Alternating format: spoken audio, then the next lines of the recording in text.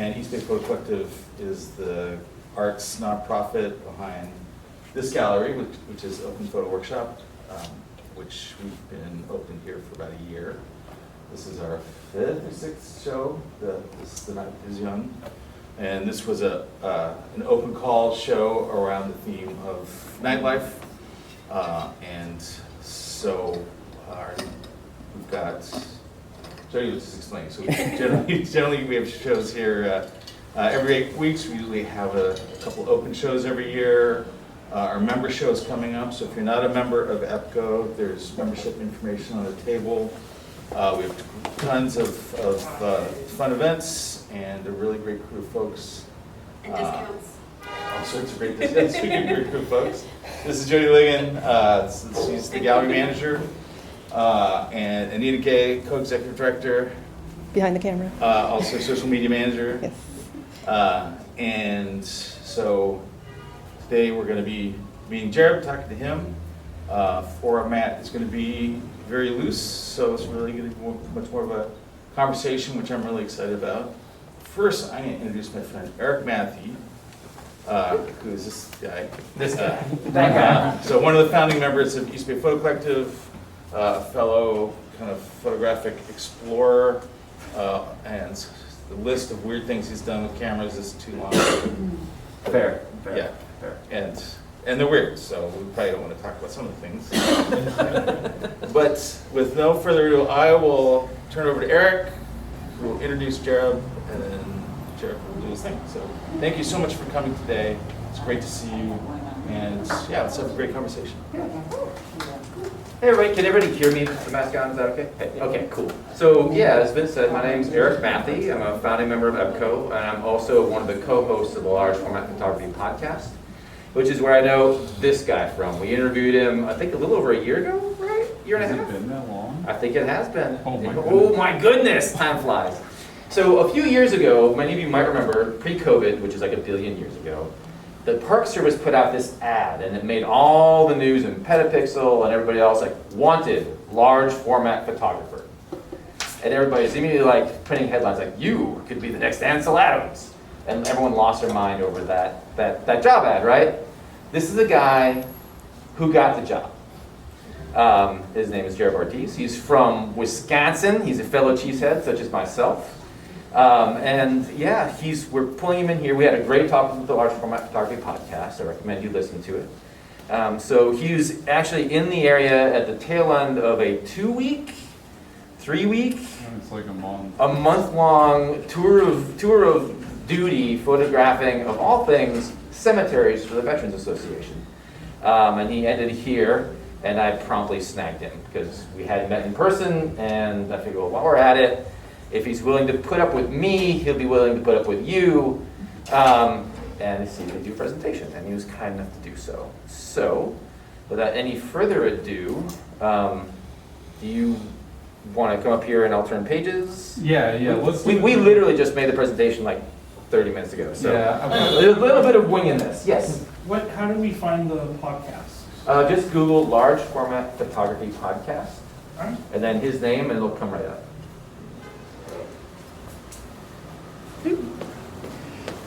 I will start by saying that it would have been a little bit better, but I've been having a lot of equipment issues this whole entire work project, and my computer died the second day on the road. So there have been other technical things that I've been having to deal with before getting the presentation. Thankfully, Eric rescued me with his computer.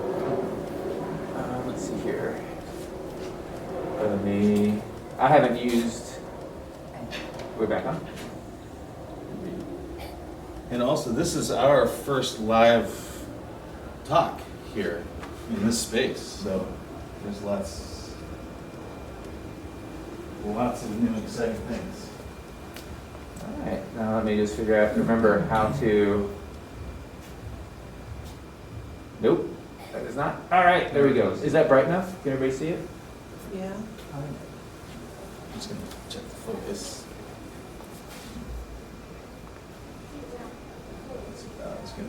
Okay. All right. We all ready? As Eric said, I'm Jarob Ortiz. I'm the large format photographer for the National Park Service. A little background about myself. I was born and raised in Milwaukee, Wisconsin. Spent most of my life there.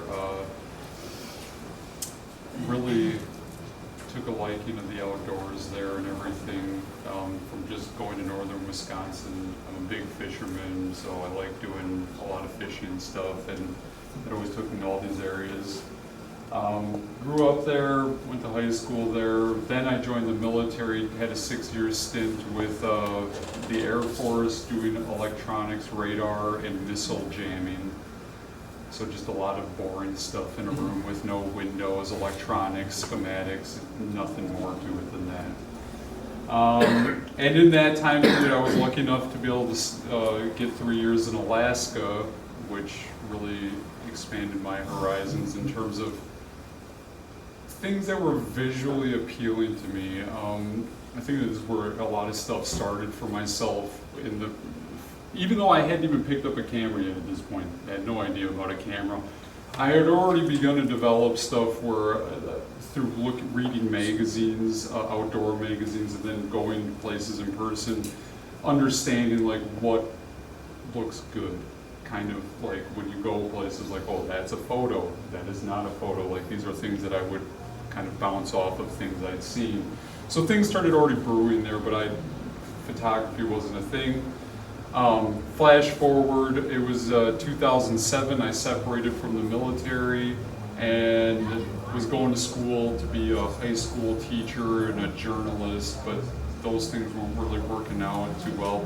And it was at this time that someone introduced to me a 35mm camera and slide film, and that was that. Pretty much in 2008, once I saw this camera with slide film specifically, I was hooked. I was really ready to do it, and I bought a camera maybe 2 weeks later, a little Olympus OM2 with a really crappy lens, and just started having at it. And you know, basically every moment that I had from that point forward until fairly recently, it was just all like just photos every day, no matter what. I would stay up until 2 in the morning, wake up at 5 in the morning, just doing photos, looking at photos, critiquing my own photos, just like reading about photography. It was just everything, which eventually led to me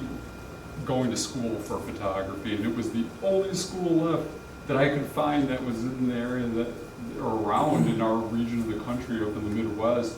Just so happened to be Milwaukee Area Technical College that was still teaching how to do traditional zone system photography, like understanding how to use a view camera, how to make your own zone system, so that with one sheet of black and white film, you can basically say, I'm going to get this photo. There is no question, unless you're, not, look after your equipment, which I know a lot of us don't do. I don't. There's always that factor. But all things equal, you can basically dictate with this one sheet of film under these conditions, I can guarantee that this negative will turn out exactly how I want it to. And yeah, so went through school, background in some commercial architectural photography after I got out of school, and then in 2015 the job for the MPS came up, and I called all my clients, and I was like, I'm done with photography, don't call me anymore, I'm sick of this, and basically put all my eggs in this basket to get this job. And my whole mindset at that point was I was so sick and tired of commercial photography that even if I didn't get this job, I was going to go work at the post office, and I was totally fine with that. I didn't care. So, but this was my last thing, and I got this job, and it's been wonderful after the whole circus that was getting this job. Now that I've had time to be in here and actually get my feet on the ground and get a solid foothold on everything that's going on with the Park Service and their whole system. It's been fantastic. I've been there now, this is the 6th year. Actually, tomorrow is my 6th-year anniversary with the Park Service. Happy anniversary. Yeah, there's been some ups and downs. Because when I first showed up at the Park Service, they hadn't had a photographer for 3.5 years. The guy had retired, and then I show up, and basically everything had been left exactly how it was. So when I walked into the dark room, oh my goodness, there were things there that I was like, I don't even know what era this stuff is from. We're talking chemistry from so long ago. Everything was a mess, and it was just a lot of work to get it up and running. But yeah, and once I got there, it was just basically my whole life became large format film photography, because that's all we were doing at National Park Service when I showed up there. Every single project, because I work for the Heritage Documentation Programs, which then is the Historic American Building Survey, the Historic American Engineering Record, and the Historic American Landscape Survey. They all are under that one umbrella. And we're using these, view camera large format to make public documentation of all these historic sites around the country that then go to the Library of Congress and then are made available to everyone. So anyone in here can, any photo that you see here, you can get these photos scanned at full resolution on. Well, they're doing it right now with a Phase 1 IQ 4150 digital back, monochrome for the black and whites, and the color back for the color transparency film. And I know for a fact you can go in there and get these photos and download them, and they are large enough to print on this whole wall at perfect sharpness. It's wild. But yeah, working with these systems specifically, it's been pretty wild. Even when I first got here, there was a lot of things I knew about photography, but only in theory. I knew a lot of photographic theory when I got here, but never really was in a situation where they had to be put into practice. Some photos here of the zoo. Next one. Next slide. So yeah, here's just a quick view of some of the systems that we're using. I like to use this 5x7 camera. Now, any large format here that we're talking about, you could go 4x5, 5x7, or 8x10 is what we like for the program. I prefer 5x7 because it reads better, in my opinion, for architecture. When I first showed up at the Park Service, I had never shot 5x7 at all. I only shot 4x5. And that's what I did all my architectural work on, and I thought there was never going to be anything better than 4x5. And then when I got to the Park Service and I found this 5x7 camera, that was it. Like, because it's just a longer frame, so when you're doing these verticals, looking at, skyscrapers and everything like that, you just get much more than that box, and it just reads better. And the same like when you're looking at horizontal views, it's just, I know a lot of people will probably be upset with that, but I just think it's a far, and you get more resolution. It was kind of also, that was the other side of it. It was, for our program internally, we looked at it as the happy medium between 8x10 and 4x5 was the 5x7 falling somewhere right in the middle. So it's larger, so yes, it's heavier than the 4x5, but not quite as heavy as an 8x10. Yeah. I like to use this field camera personally because that thing folds up. A 5x7 field camera, the only thing I don't like about it is it does not have a rear rise and fall on it. So any compositional adjustments that I make for after I do my perspective corrections have to come at the front, which we all know changes perspective because of changing the lens here and not the actual moving around the image circle. One downfall, but overall it's a great camera. It's a little flimsy, but again, not as heavy. And here is Justin, our ace fellow working with a 4x5 or the Crown Graphic. Is that what it's called? Yep. No, I'm not using that thing ever. I think it weighs a ton. That's fighting words. Yeah, and the next slide. Here are some samples of photos that we do around, well, these are my photos, so photos that will be done for the program. Just a general land, like contextual views over at the Astoria Megler Bridge up in Oregon, taken from the Astoria side. I believe that was a 15, I want to say it was a 15-minute exposure at sunset, I think. I can't remember. And then this is up at Oregon Caves National Monument doing the chateau. And I mean here, this is kind of one of these photos where you can see the how technical this photography can be, because it's a public record, it's a document that people are going to draw upon to get details about these sites. So when you do these photos, you can't just simply set up a camera and take a light meter reading and get the photo you want. Because as you can see here, we have detail on the lights here still. We have detail all of the window here where you can see these roof details and stuff here. You want to make sure that none of this is blowing out here, because you want to maintain these details of the door without the blooming from the overexposure of the light out there. So, almost every single interior photograph that you see that I've done on large format film has been done with extensive lighting as well, so flash equipment. I prefer flash for film photography over continuous lights because you can multi-pop. Just boom, boom, boom, boom, and you can do all these equations and you can basically simulate a much stronger light than what you actually have just by following some simple equations, writing it all down, and establishing your light ratios through that, and it gives you a lot of leniency to do things. Especially when you start thinking about zone system, I mean, you're definitely talking about full range from that right there to this out here, and being able to see this waterfall and all that stuff.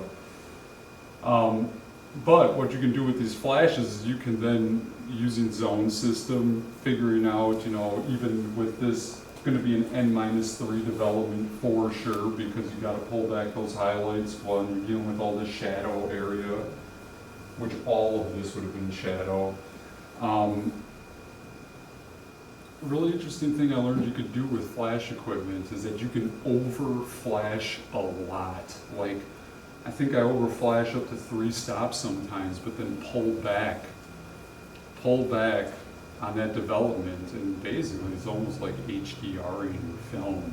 So you end up with just great tonal range all the way throughout, because you're pulling back all that detail out of the over flashing while pulling all the detail out of the ambient light as well, but then maintaining all the shadow detail that you've overexposed for, and you don't get any shadows. It's really crazy. If you set up the lights in the right spots and do it right with the right modifiers, so understanding like different light characteristics, it's really wide open what you can do with this stuff. I mean, it's so crazy to think people are like all caught up on digital, like how this is the next thing, but there is still, I feel, a whole bunch of stuff that if people really want to get into the technicalities of analog film, I think there are horizons that people have not explored with this equipment as it pertains to flash photography. I think there are some things that could, some projects that people could really do that would be really interesting. So on a side note, like if you have questions, I don't think we've mentioned this in the beginning, just raise your hand. Yeah. Like, if there's any particular thing, you like, he says something, you're looking at an image, you have questions, just ask. This is an open format. Yeah, just So ask. don't ever feel like you have to wait till the end. Yeah, just jump in. Yeah. So I'll start with, because I remember this image, I think you took it not long before we interviewed you. Like when you say like there's a lot of strobe work and lots of pops, like how many flashes did you have for that interior? And I'm assuming there weren't speed lights. Were there studio lights? And like when you say you had to flash like a ton, like what does that mean? Like context-wise, like how much flash was there? So, off the top of my head, because I am somebody who doesn't cling on to, I understand how to do the technical stuff, and this is where a lot of people that work in this area, they get upset with me because I write a lot of notes to get to the end product, but then I just kind of dump it afterwards and don't really think about it much. But if I remember correctly, for this particular photo, what I decided was appropriate for this was Pro Photo D1 1000 watt second head. Wait, was here another one over here, both of those with 3 foot by 4 foot soft boxes on it. Then I also had a 500 watt second Pro Photo D1 head over here with a 2 foot by 3 foot softbox on it. Then into the ceiling I had 2 more heads going up. I think they were also Pro Photo D1 500 watt second heads, but they had umbrellas in them, but then they're pointed up at the ceiling, so you're getting diffused into a ceiling, then bouncing back down, so you're getting double diffused light, which means Okay. almost no shadows, right? You're talking about very soft shadow edges, so it's totally filled. And then I have a pack that I keep on my shoulder at all time, a 250 watt second. I don't even think they make these anymore, those Pro Photo packs, those B1 or B2 pack or whatever it was. Yeah, and I just use that. So all of it, oh my God, they're all on remote triggers, and I mean, to be perfectly honest, I couldn't even tell you how many flashes were done to make this. I mean, if I had to guess, I would say, for these big ones over here, you're probably talking 16 flashes per head. For this one over here, you're probably talking, because it's closer, it's a little bit brighter, I would say, it's a 500 watt second, I would say probably about the same, 16 flashes over here too. And then the flashes going into the ceiling, you're talking, I think I did about 30 something flashes for those. And then the pack that I use, it's about 20 flashes just randomly wherever I think and watching out for this glass, right? Right. Because you gotta be careful with glass, anywhere there's glass, because if you pop that thing, it's gonna show up instantly. So you gotta be real careful about the angles. And I just shoot that in the ceiling about 20 times. And if there's like shadow areas that I see where the light is, when I pop the flash, if I see the shadow areas and where those cross sections are, there's a deep spot, I will guard that light and then shoot it right into those spots too. And at the end product is basically this, where as you can see, there's no shadow lines going anywhere. It's very, very meticulously ratioed. So how long of an exposure time would you think that was? I think it was 8 minutes. 8 minutes, I think. Yeah. It looks a lot brighter than it actually was because of, this exterior light and how far out of range it was compared to this interior light. I mean, in my perfect world, this would have even been down another stop or and a half, but it just wasn't possible with the environmental conditions. And just to be clear, like the projector's blowing that out a little bit. Like if you see this on screen, there's like in the sconce hanging the light, like there's complete shadow detail in that sconce that's hanging the light. And you can see the waterfall and the shadows in the water and the shadows in play in the pond that the waterfall is falling into. Like it's all there. So, Like, Did you have another question? Well, when you said, the development was -3, you mean you're pulling it 3 stops? 3 stops, Okay. yeah, normal -3. Okay. That's how I learned how to say it. I know I get that question all the time, because even when I call labs, I think I'm probably the last person in America using the traditional Ansel Adams like terminology for this stuff, because I'll call labs and be like, I want N-3 on this, and I'm like, what the heck is that? It's like normal -3, they're like, you mean a 3 stop? Oh, yeah, okay, yeah, whatever, yes, that's what I want. Sorry, did you get the exposure and the dynamic range right like the first time, or do you usually do multiple tries? So with these photos, what I'll do is I'll find the base exposure, right? And with these kind of situations, I know that between the highlights and the dark spots, it's gonna be way out of range, right? So what I do is identify where the bright spots are, and then I'll actually write every single stop out down from there. So like let's say that this read at a 15th. So if that reads at a 15th, then I would write down an 1/8, a 1/4, a 1/2, a second, 2 seconds, 4 seconds, all the way down until I get to the absolute range of the film, which is, I think on this one I went to 9 stops for it because it's just so far out of range, 9 stops. And then I'll calculate my base exposure based off of that range, so then you count 2 stops back up, that's your range, then you add a yellow filter. Anyways, figure that out, you got your base exposure, that never changes. That stays the same because that is pretty ironclad in terms of zone system, if you got it all figured out. Yep. What film are you using? Huh? What film are you using? Ilford FP4 125. That's my favorite because it's got the least amount of grain. And it's good in mid-tones too, really good in mid-tones. Then I do lighting ratios, and that's where I bracket, but I only do 4 sheets of film. So the base exposure, whether it's 8 minutes or 15 minutes or 3 minutes, that always stays the same. It's all about figuring out the ratio on your flashes and then bracketing with those flashes, and then when you get to the light table, you analyze which bracket of flashes got the job done. So that's, I only shoot, 4 sheets of film for any flash. For this kind of photo, this is one and done. I usually do 2 just in case some unforeseen technical issue came up, which has saved my rear more than enough times. That's one and done over there. With this, you always want to make sure you're being more careful than not, because with flashes, you never know. Sometimes you think things are going right, and then you go to the next shot, and you're working along, and it's like, oh wait, that flash wasn't working at all that whole last photo? Oh, that's nice to know.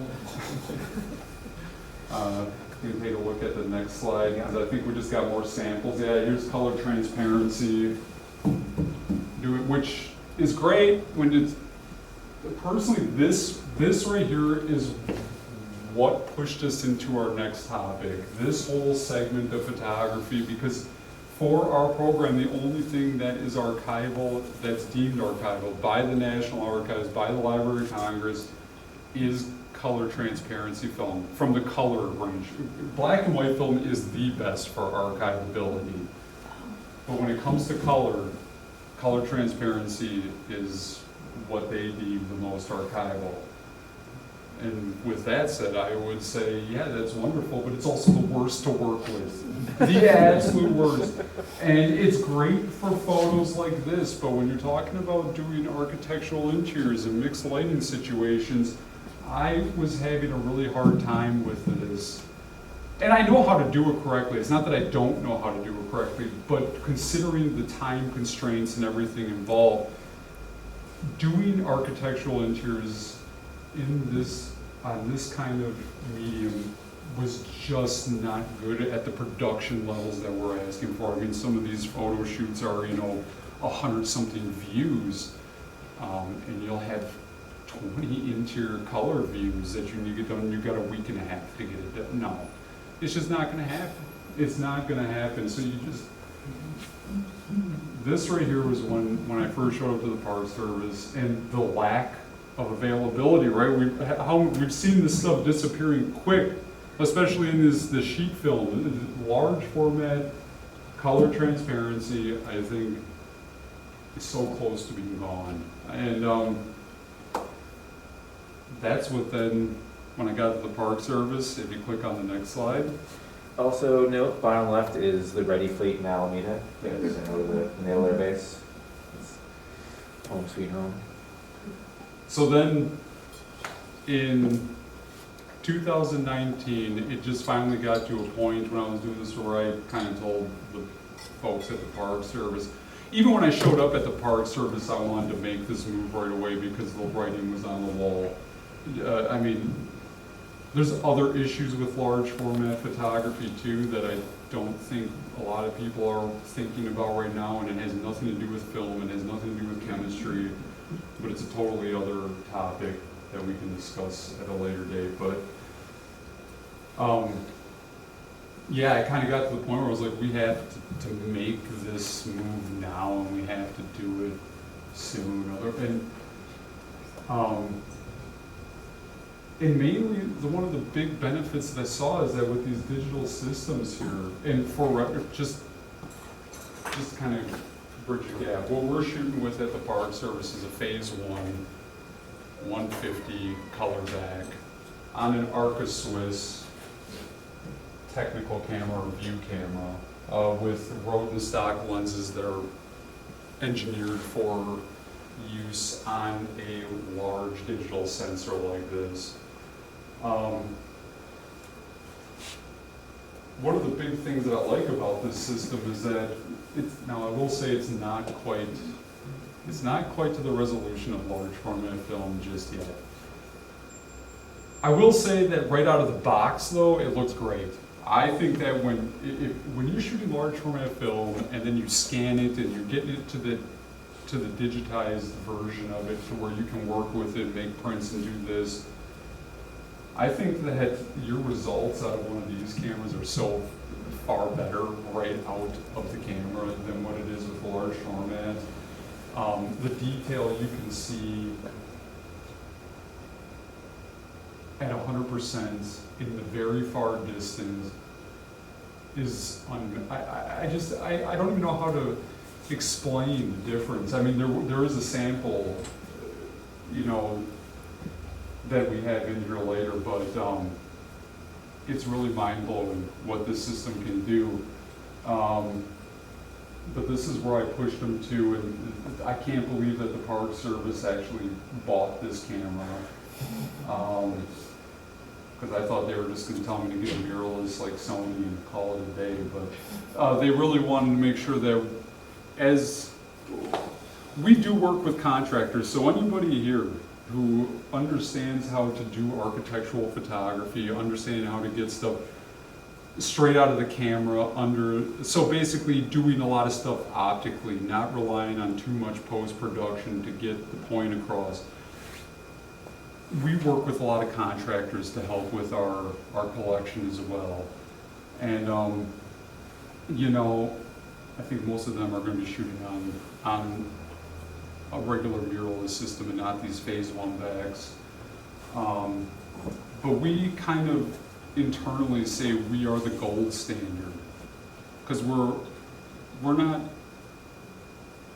dictated by, you know, a lot of our business models and dictated by what the market is doing, right? So we have a lot of flexibility there to spend a little bit more time on site, do things a little bit differently, make examples of documentation that are of the highest standard. So that's kind of one of the reasons why they wanted to go with the Phase 1 bag too, is because this was as close as we could get to large format resolution. And when you're talking about people drawing on these documents, you know, years from now, you want to make sure that they have as much information as possible to inform their decisions or what it is that they're looking for. So we started with the phase 100 megapixel back, but we switched to the 150 because they switched to a backside illuminated sensor on that. So as soon as that happened, I traded that thing in and was like, we gotta get this new one. Here's some examples of stuff that's been going on with this digital back. This is the Kennedy Performing Arts Center. Now, this photo right here was done on a phase 1 back with no additional lighting. This is inside the Opera House Theater, and this is using a capture program on that system called frame averaging. And this is crazy. You get like 15.5 stops of latitude on this digital sensor, and we are talking almost no noise, no digital noise. What it's doing is you set up your base exposure to protect the highlights. So this is another difference here that Eric and I were talking about. With these kinds of systems, you expose for your highlights and to protect the highlights, and then you boost the shadows up.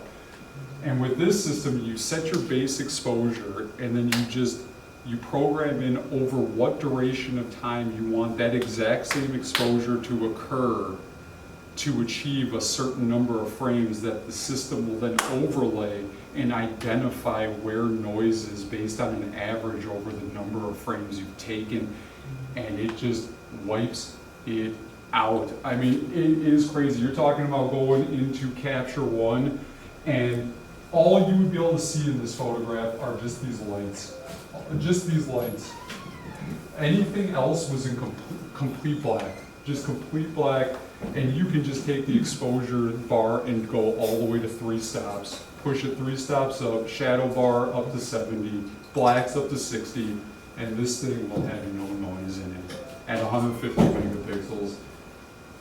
It's incredible technology. It really is. But over here, this is with the Canon R5 camera. This is taken at night, you know. And I honestly think that we are in a great spot for photographs, because right now people can talk about the newest and flashiest things. If this is what's coming out now, as far as I'm concerned, this camera right here, the R5, is the absolute best camera I've ever seen in my life in terms of the affordability and what it offers you. We're at a really good spot right now, because if this is what's now, I don't envision anything that I'm doing photographically where I would need more than what this camera is giving me. I really don't. I mean, and how much does this camera cost? I don't know, 30, 38, yeah, or something. I mean, it's ridiculous.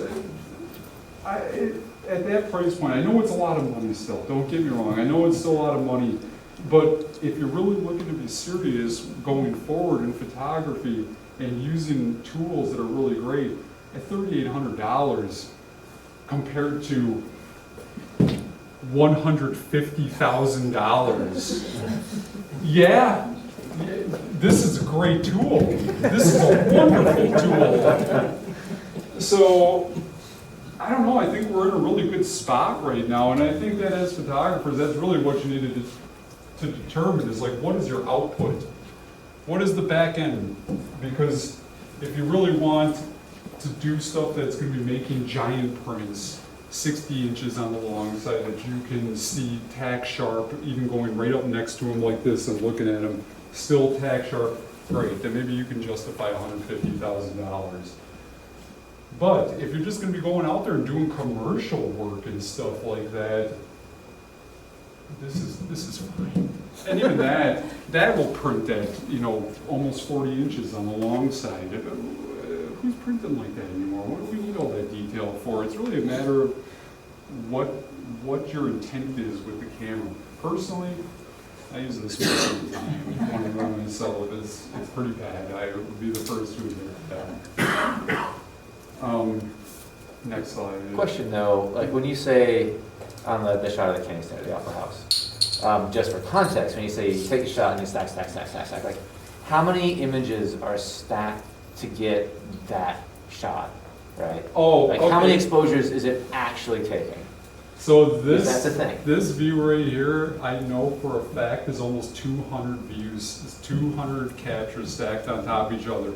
And it's doing it all in the camera. So it's not like something where you're taking 200 individual cameras and then taking them into a program and doing this thing. No, this is an exposure program on the camera. So I programmed it in, because when you're in these really dark situations, the more frames you have, the better it's going to be at identifying and averaging where that noise is and cleaning it up. So with these kinds of places, yeah, you need like 200 frames layered on top of each other in order to get that nice clean black you're looking for. So yeah, Okay. I And think how that's 250, 200, it's between 187 and 250 frames stacked on top of each other. And I think that it's funny because what I basically, with the digital process, I always try to bounce up something that's happening in the digital process off of stuff that would be similar in the analog process. So like they're kind of, I don't know, this might just be me being weird or whatnot and being in my own head, but I chalk this up to digital reciprocity failure. That's basically what I call it, because in order to do this, it's doing the exact same frame over a period of time that you designate. So your base exposure might be like 2 seconds or whatnot, but then you need 200 of those frames. So it's, you know, what is it, 400 seconds you need? So yeah, digital reciprocity is, because in these low light situations, you need more frames, which are just going to take a longer amount of time. It's, Yeah. and to be honest, it costs a lot of money, but if I'd have to say that if you're, this is another thing with this system, is that if you're not savvy with post-processing in digital, this definitely is not the camera system for you, because like I've told Eric, these systems were developed more for, I don't think initially, but now, they're being developed more for museums and digitizing collections. So these cameras are being used as film scanners, 3D art scanners. That's really what this market is for. And whenever I go to do these trainings or whatnot, most of the people in the room cannot believe that I am out in the field with this equipment, just running from site to site, doing whatever I want, because it is such a, I don't know how to explain it. Like they're in the studio all the time. They're just in controlled environments all the time. And that's mostly what this market is driven for. But when you start doing some of these extreme things in extreme situations, you need, the way that this equipment needs to be treated is as a film scanner merged with photographic elements in it too. So you need to be kind of up to speed on the things you would need to do in the world of film scanning, coupled with the types of things you need to do in the photographic arena to get good prints. It's like all these three things coming together in one area. And so you could spend $150,000 on this system and all your photos just look terrible, because it took me like 2 years to get comfortable with the system. And some of the first ones, the first photos I've taken, oh, they're bad. And y'all are gonna get to see them, because they're gonna be on Library of Congress at some point, and they are bad. I'm gonna be the first one to tell you that it's rough. And the more extreme it is, like, the more extreme you start making these moves, all the colors start to separate. So you have to have an understanding of how to go in and work color channels appropriately, and working in curves, especially curves. Understanding how to go into every single color channel and how to tweak everything and neutralizing your shadows, getting a white point that you like, understanding what you do if you don't have a white point. Like in here, these are not like white points, right? They're not true white, so I kind of have to like understand what it is that I need to do to correctly balance this photo. And granted, I'm lucky I have these dark black areas here where I could use that to just neutralize the shadow area. But yeah, most of these cameras, when you start making the movements and stuff, shadows are going terribly blue or green. And you get a magenta that goes into your highlights, and you gotta figure out how to clean it all up and make it look presentable. It's a process. And because there's so much info in here, I mean, I know if you're familiar with Lightroom and stuff, the clarity slider, right? Like it's mid-tone contrast. On these cameras, because you have so much information, seriously, your clarity slider is probably like at 40, 50, because you have to hedge up that mid-tone detail so much with these large files. On a regular camera, I probably wouldn't go over like 15 maybe for my own photos, so it's a big learning curve. Again, more examples from the Kennedy Center. Again, no extra lighting. This is all ambient light with that program mode. Next one. And here's a resolution sample that I was talking about before. So this is the entire photo, and this is on the 100 megapixel back, so this isn't even the newest back, the 150. You can see this is the whole photo, and this is a 100% resolution crop from out of here, so you can see this is the detail, this area right here. And what size is this? 4 by 5 inch at 300 ppi crop out of that. It's pretty amazing.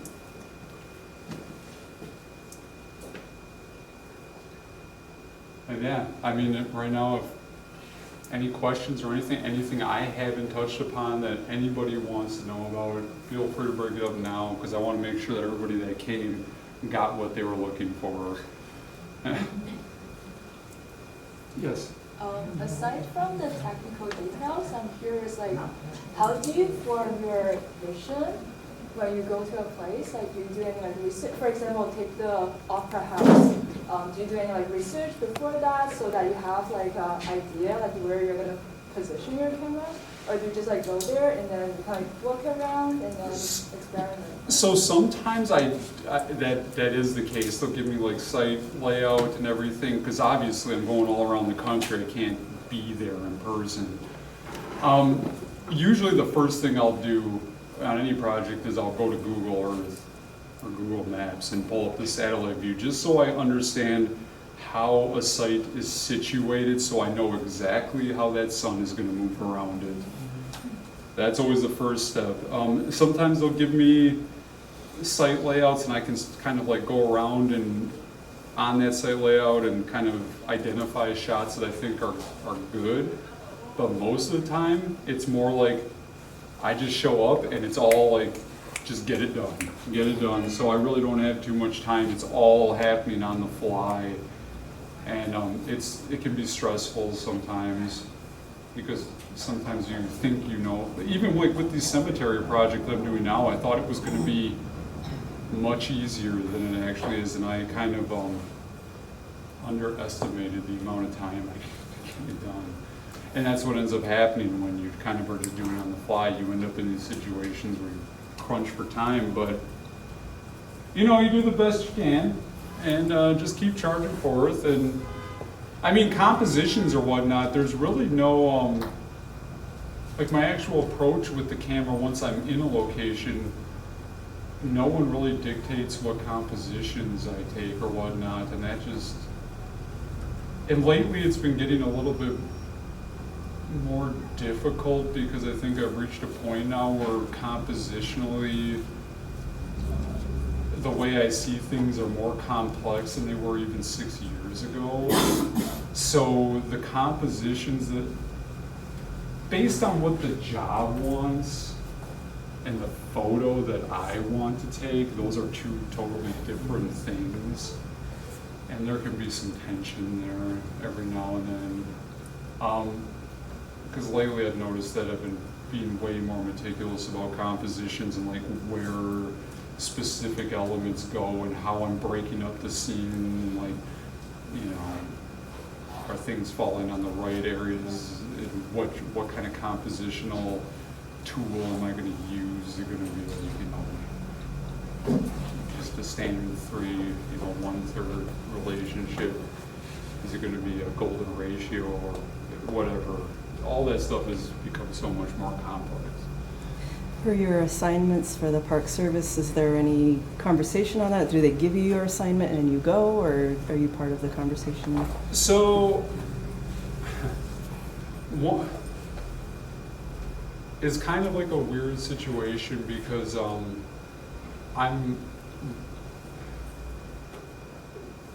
kind of paid by projects. So, yes, there are a lot of things I would like to do, but the money has to follow, kind of thing. So there's times when it's like, well, I guess I'm doing this golf course because I gotta get the money paid for, right? Like, so I'm not, it's like I am a permanent employee of the Park Service and I am a government employee, but the way that it's negotiated is that my salary will be half funded by these projects. So if people come early in the year and it's like, oh boy, we get a lot of work, they'll bring all the projects to me and then I can kind of go through them and pick and choose which ones I want to do, and then they reject the other ones. But then there's other years where people will wait until the end of the fiscal year and then try to dump all their money off on us, and in those situations, it's like, yeah, I would have loved to have done, I don't know, just your chateau or your whatever beautiful piece of architecture, but you're coming to me in August and my whole schedule is booked, so I'm going to go do this, like, we do plenty of Confederate farmhouse somewhere. So I'm sorry, but it's already been booked, the money's come in, and so it's gotta happen. So that's pretty much the process for that. I know we have internal discussions about what our priorities should be, but under the current structure of how we do this, yeah, we can have priorities, but if the folks that are there that we prioritize don't want to invest in any of the you know, this documentation, then it doesn't happen. So Is the cemetery project personal or for the Park Service? no, that's part of the Park Service. Okay. Yeah, so I do things outside of the Park Service too. I'm doing that project for the Veterans Administration directly. They called and said they wanted it done. They actually wanted me to do all of the cemeteries in the country, and I was like, that's not going to happen. How many are there? So they've done a bunch of them already. Yeah, there's thousands of them. There's so many of them, but they had a list of ones that they hadn't done and they wanted me to do, and even that list was really long. And they came to me in July with that. I was like, should have came in October, because I could have just worked on this project the whole year. But yeah. Jarob, earlier you talked about are the archival qualities of different material, and now shooting it digital. How is that information archived? So I have a loose understanding of this. I've tried to get some deeper answers from the Library of Congress, because they're the ones responsible for it, right? Like, that's not our job at the Park Service. My job is just to simply collect the data, process the data, and then hand it off, and then the library is in charge of that. They have assured me many times that this process is good. And based on my understanding of it is that the files get to them, and then they have a process where then they intake those files, and then instantly they're being backed up in multiple locations all around the country on multiple medias, not just digital medias. They're putting that stuff on tapes, they're putting it everywhere. because they don't want to lose the data. And this has been the biggest fear about switching to digital is like, well, what happens? What happens? So they've created a system where it's not entirely reliant on just these ones and zeros, where they actually have older systems that they could, where this data will live, that they can go back to, that are more analog in nature. So Are they making prints as well?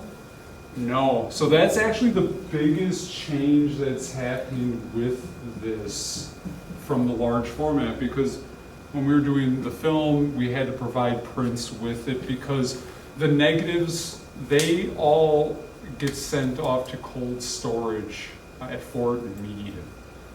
So if anybody wanted to, like somebody comes in and is like, well, I saw this photo online, I want to, take a look at it, they're not going to go get that negative.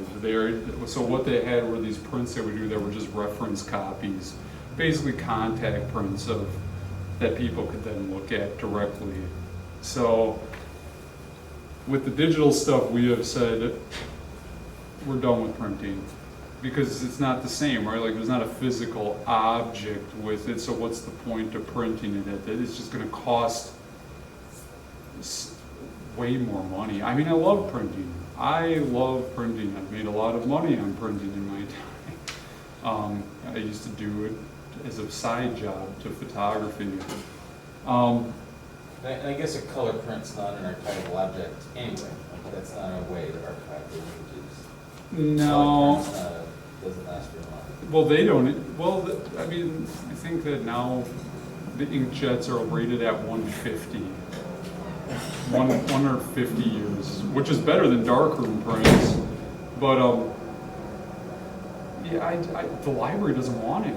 And the fact of the matter is that the government-wide, we are under a mandate to switch to all paperless at some point.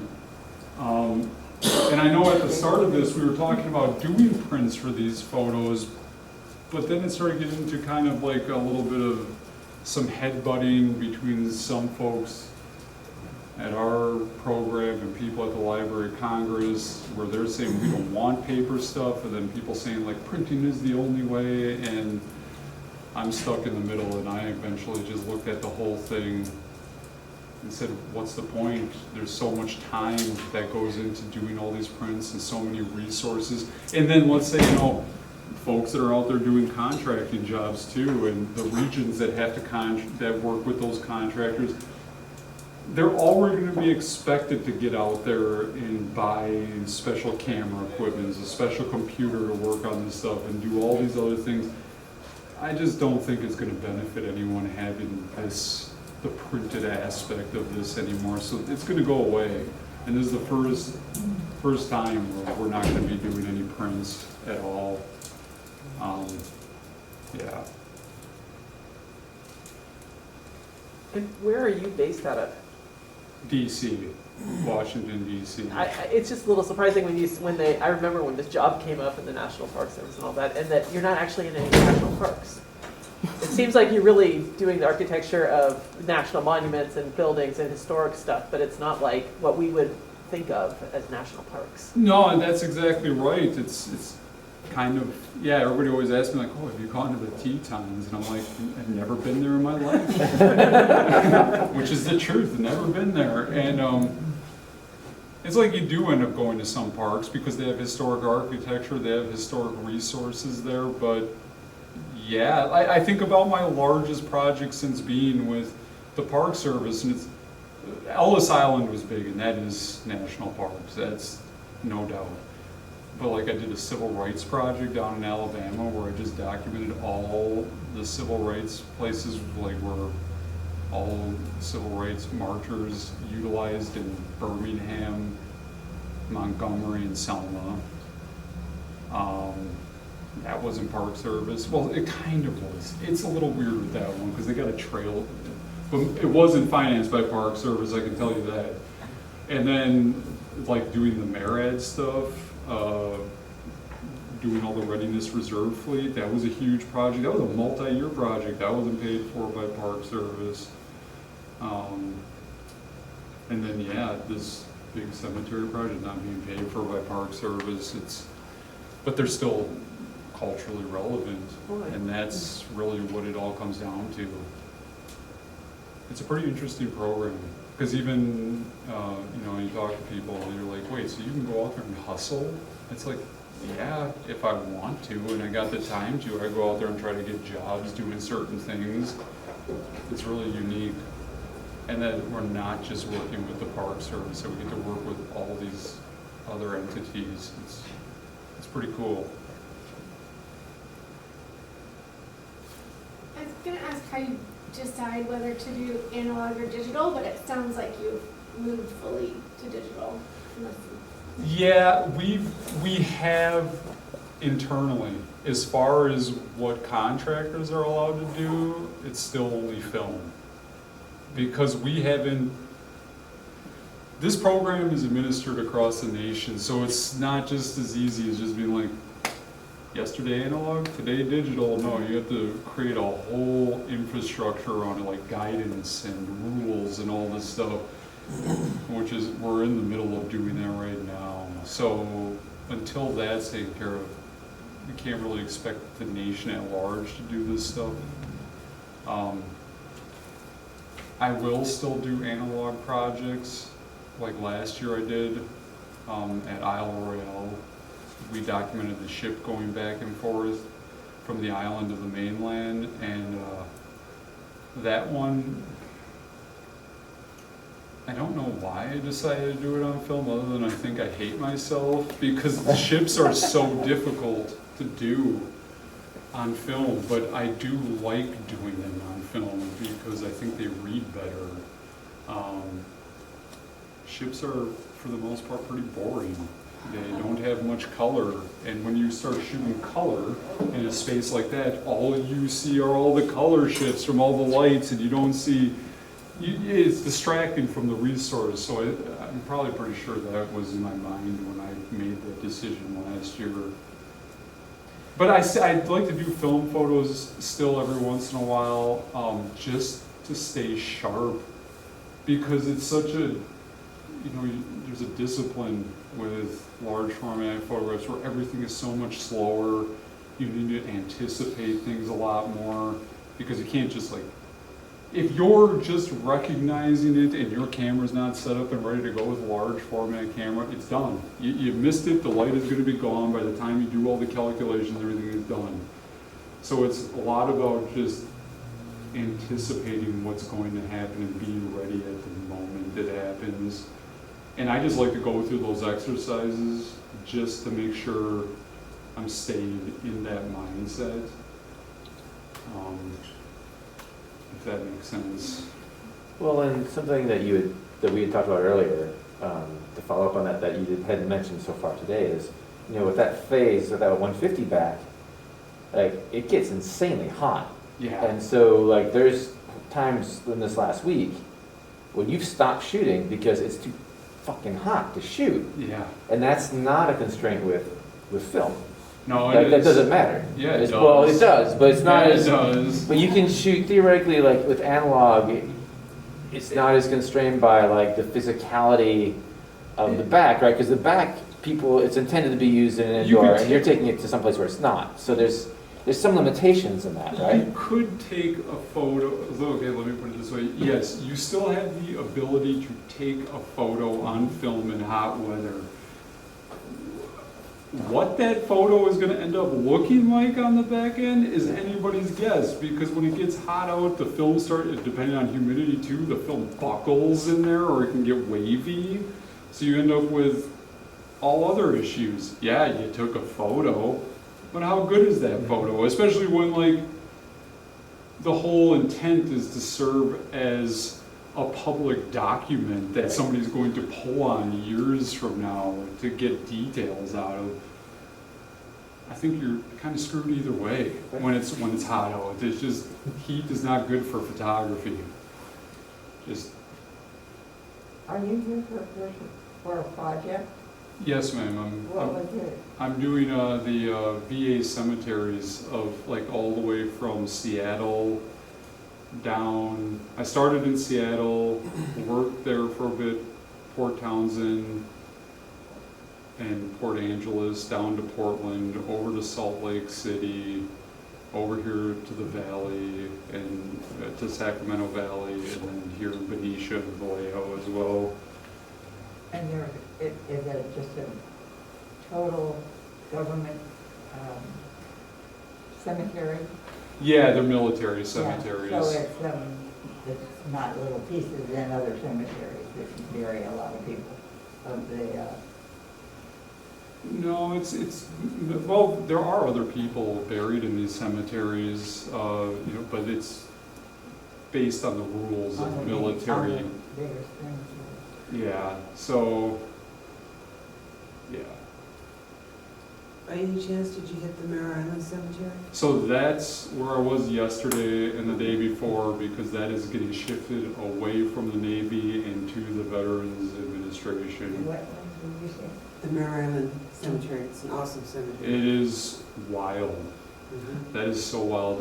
The Benicia one was pretty wild too, the Arsenal Post Cemetery. Mhm. Those two cemeteries are so old. They're so, and I personally, I think that's the reason why they're in the state that they were. Well, the Benicia one is in fabulous state. That's beautiful. But Mare Island, I think, because it was under the ownership of the Navy. It will get better. Well, what's that? It will get better. Yeah, it will get better, exactly. Because based on how the VA treats all their other cemeteries, it looks great. Everything I've been to has looked really, really well done.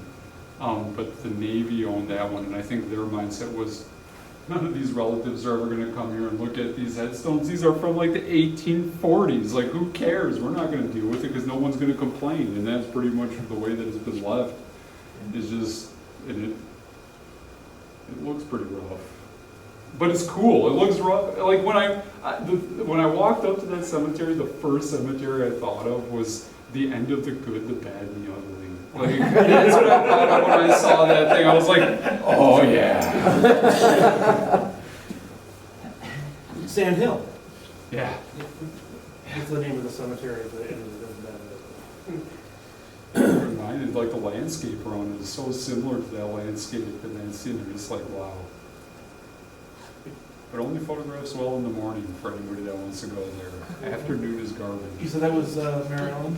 Yeah.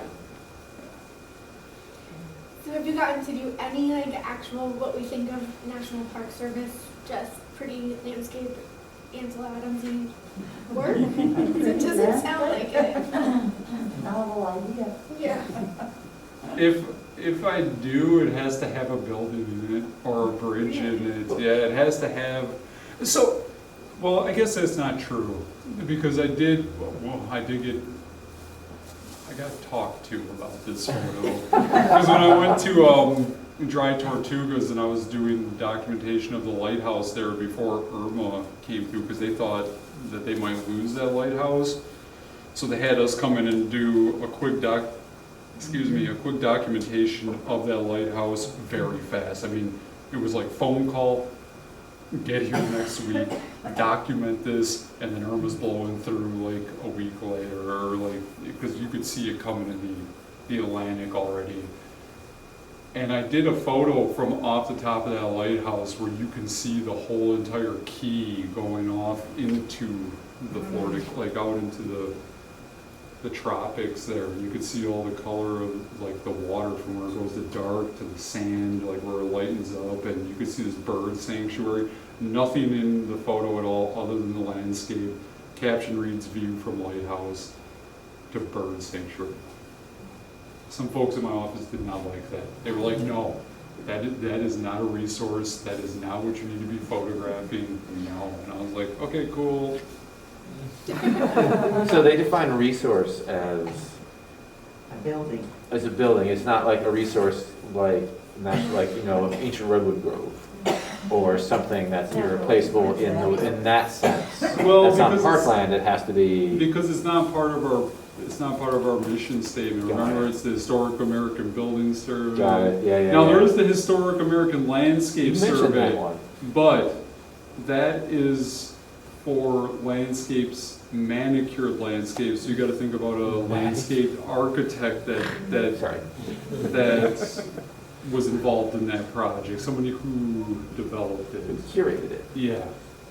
So, yeah, no, I agree that, like for me, I think something that should be documented is like every single glacier that's on top of a mountain right now, because who knows, all right? So. Are you ever bringing your own gear along and taking your own shots for your own use? I do, but it's kind of weird because I use that camera right there. It's a Leica monochrome camera. That's my that's my digital camera. And then if I want to shoot color, I have an M4 that I take with me too. And that's pretty much it. It's either a 75mm lens on that camera or 50mm lens on that, and that's pretty much how I shoot for my personal. So.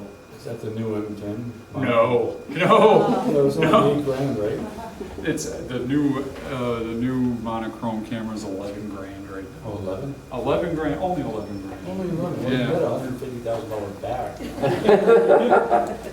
You can get Uncle 10 of Sam those. does, not me. Not me. I don't have that camera. All the Leica cameras I bought on my own.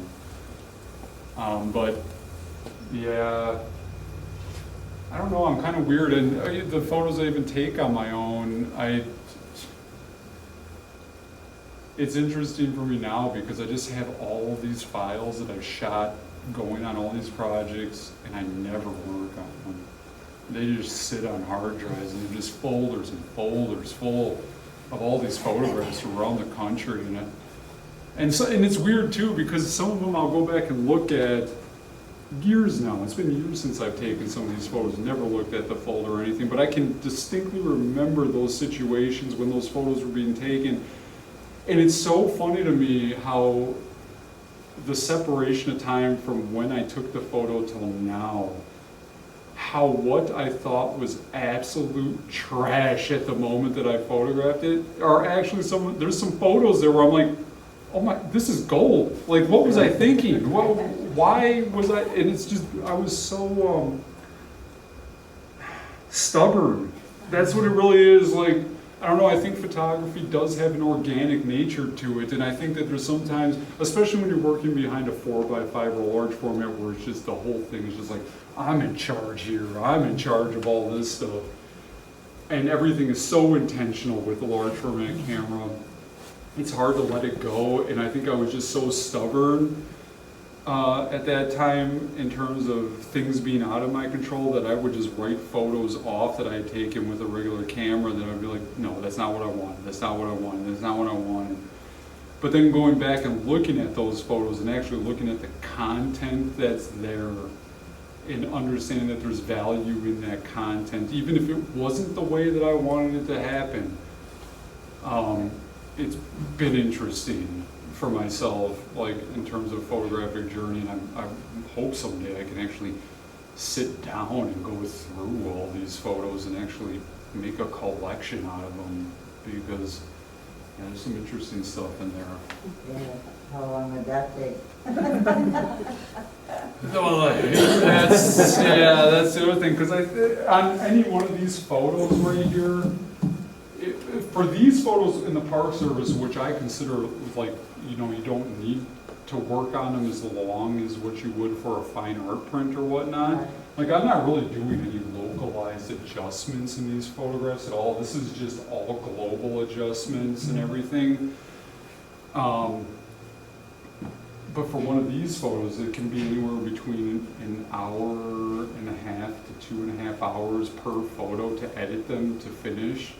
Now, if I was doing a fine art print, I know this for a fact because I've done so many fine art prints for myself in the past, just doing it some days I can work on a single digital file, doing all the readings, making sure the values are right.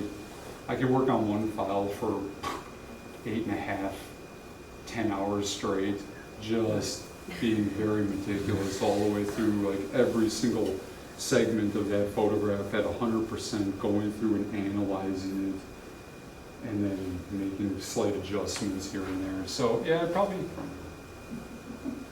I'm not gonna make it. I'm just gonna say that. Well, I was just thinking about my basement, which has got all these drawers of slides and all these prints and all these you know, and I started to go back and look at them, so I would throw away, I thought, this is insane.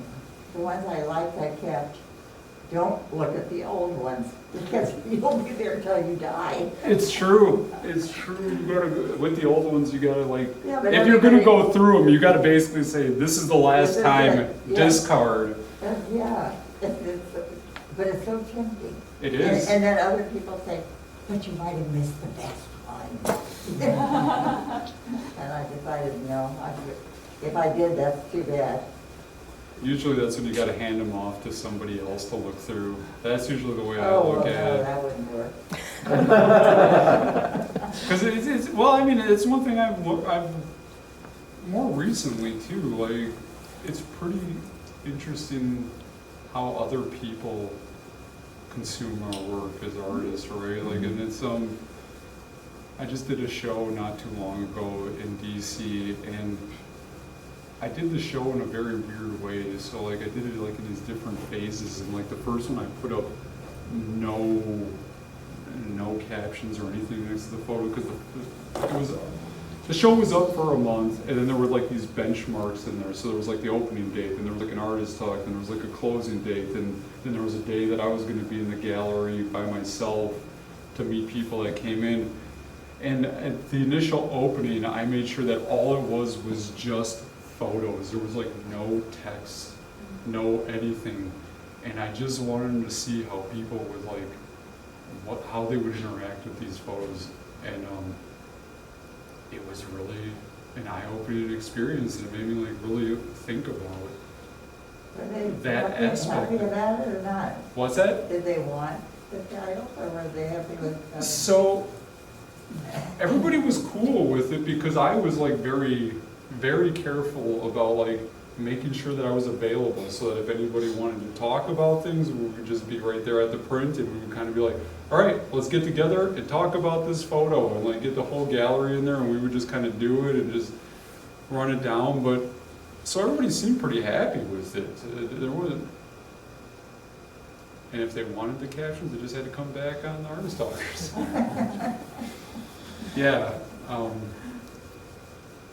Can you tell us where to go to see more of your work, or?